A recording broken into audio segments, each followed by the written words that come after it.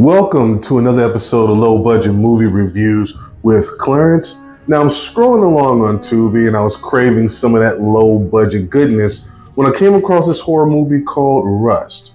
And I read the synopsis, it sounded pretty basic, but only had a 45-minute runtime, and I was wondering how they were gonna cram in the setup and all of that stuff, so I got interested. So let's see what this one's about. We see this little kid walking around this creepy set, and it's some sort of haunted house. Apparently his father either owns or runs this haunted house attraction. Now he's creeping behind the scenes and he goes to the basement area to see his father. And he's on the phone talking to his mother actually about him.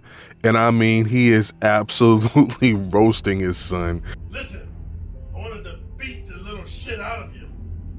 For years I've been asking for a DNA test.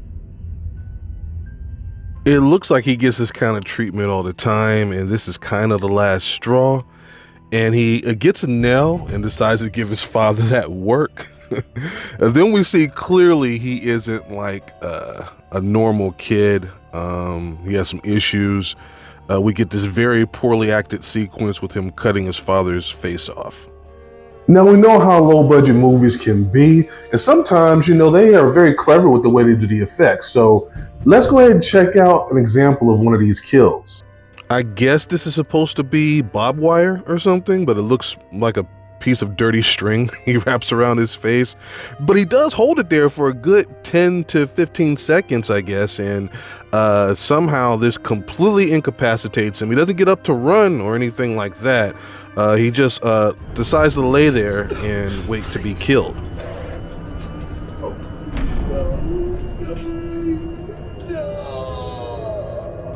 Now, after the time jumps, I think we're present day, and Heather and her best friend are driving, and they're going to go meet some people, and we get a bunch of exposition about how some people went missing at this abandoned haunted house attraction, and it just so happens to be the place that they're meeting their friends. And yeah, I mean, that's pretty much the story. I mean, I'll show you a little clip and you can see where this is going to go. Yeah, there really isn't much else to show other than some very poorly done kills. So let's jump to the end where the movie makes a very bold choice, something I don't think I've ever seen in a horror movie before. Here are the final two girls, and you rarely see an extremely slow, overweight woman as one of the final girls. Dude is running top speed, and he somehow can't catch the big, slow, moving white thing in broad daylight. I will say it is unique in the way that they did a origin story for a black serial killer. You really don't see that too often. And while the setup is, it's not original, but it wasn't that bad. I mean, the acting is, atrocious throughout the movie, but the father really steals the show. The way he delivers these lines, like he's angry and constipated at the same time. And I just gotta show you one of the coldest lines in any movie ever. There's no way you were created from my nut. They were clearly inspired by Texas Chainsaw Massacre, and they borrowed a lot from that movie. A big brooding man with some mental issues as the killer, uses blunt objects to kill, takes place in the middle of the day. This one is worth a watch only if you want to get a few laughs out of it. And after I finished this, I saw I had 2 more sequels. Somebody must be laundering money or something, because there's no way anyone saw this first one and said, yeah, let's make this into a trilogy.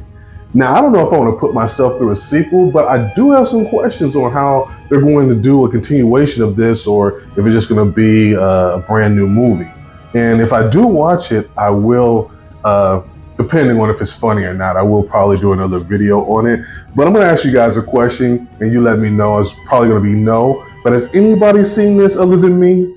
If so, let me know what you thought about it in the comments. Be sure to like, share, subscribe, and all of that good stuff. And I will see you guys next time. Peace.